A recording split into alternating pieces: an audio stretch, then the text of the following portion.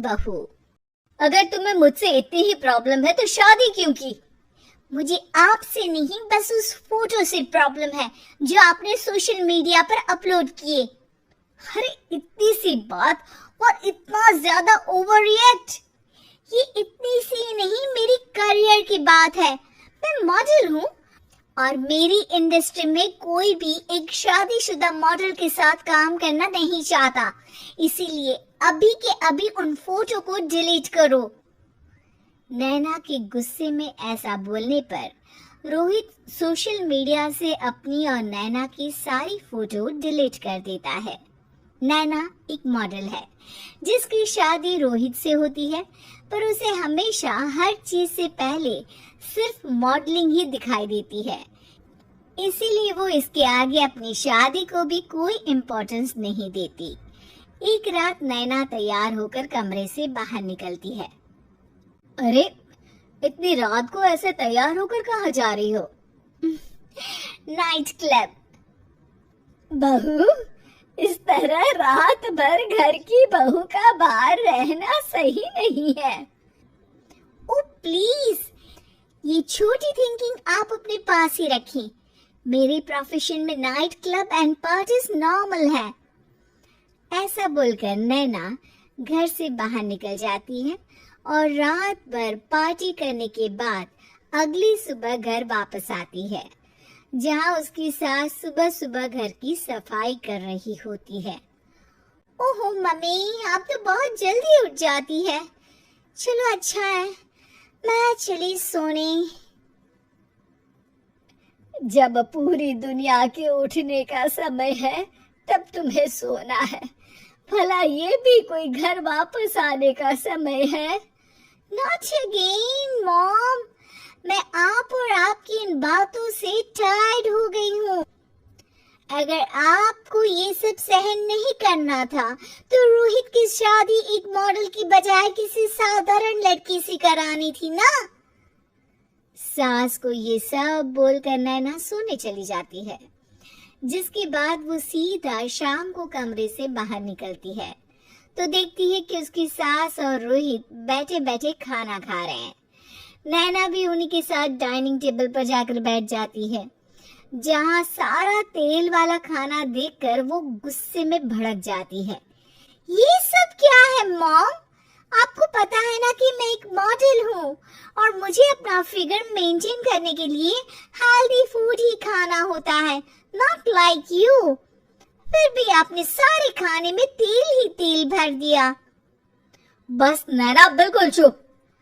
पहले तो तुम घर में एक सुई तक नहीं हिलाती और मम्मी जो पूरा समय अकेले काम करती रहती है उन पर चिल्ला रही हो।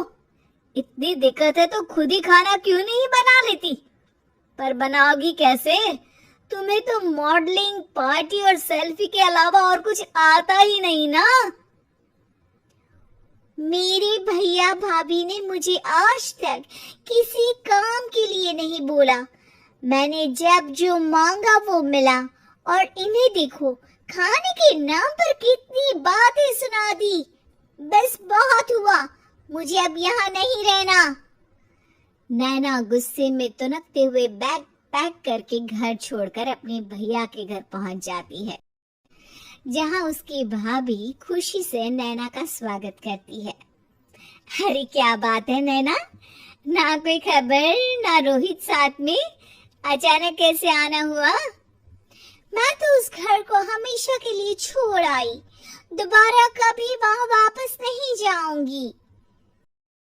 ऐसा बोलकर नैना घर में आकर मजे में सोफे पर बैठ जाती है, जिसके बाद अब वो पूरे ठाठ बाट से अपने मायके में रहने लगती है, जहां उसकी भाभी सारा काम करती और नैना अपने मॉडलिंग प्रोजेक्ट करते हुए बस मौज में बैठकर खाती।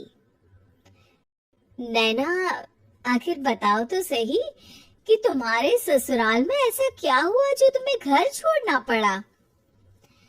बस उन्हें मेरा लेट नाइट पार्टी जाना और कोई काम ना करना पसंद नहीं था, तो मैंने वो घर छोड़ दिया और यहाँ आ गई। नैना की बात सुनकर उसकी भाभी हैरानी से उसे देखने लगती है, पर कुछ बोलती नहीं। इसी तरह कुछ समय बीतता है और देखते ही देखते अब नैना के पास मॉडलिंग के प्रोजेक्ट्स आने कम हो जाते हैं, जिससे नैना बहुत परेशान रहने लगती है। ऐसा कैसे हो सकता है? मैं इतनी सुंदर मॉडल हूँ तो फिर भी मुझे काम क्यों नहीं मिल रहा? देखो नैना, काम में ऐसे उतार चढ़ाव तो आते ही रहते हैं। आज नहीं तो कल तुम्हें इससे भी अच्छा काम मिलेगा। तब तक अगर तुम चाहो तो घर में खाली बोर बैठने से अच्छा है कि मेरी मदद कर सकती हो। नैना पहले तो घर के काम का नाम सुनकर नाक चढ़ाती है, लेकिन फिर कुछ दिनों तक कोई काम न होने पर बोर होकर अपने आप भाभी की मदद करने पहुंच जाती है।